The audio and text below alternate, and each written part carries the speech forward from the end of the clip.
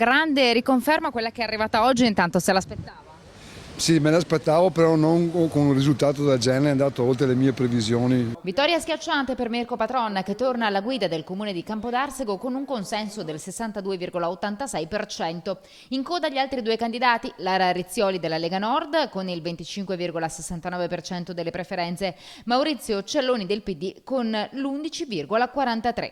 Una riconferma per Patron, merito della trasparenza di questi 5 anni di amministrazione? Ma forse la gente ha capito che eravamo seri e in questi 5 anni abbiamo sempre detto la verità alla gente, non abbiamo contato bugie, abbiamo detto di no anche qualche volta, però sempre motivandolo e parlando assieme con la gente. Oggi già in comune che in realtà non ha mai lasciato, pronto a continuare con la programmazione già improntata in questi anni. Abbiamo già approvato in giunta la settimana scorsa il bilancio di previsione, senza nessun aumento della tassazione per quanto riguarda il comune, e proseguiremo su questa strada perché il momento difficile di oggi per noi è non gravare ancora sulle nostre famiglie e sulle nostre aziende.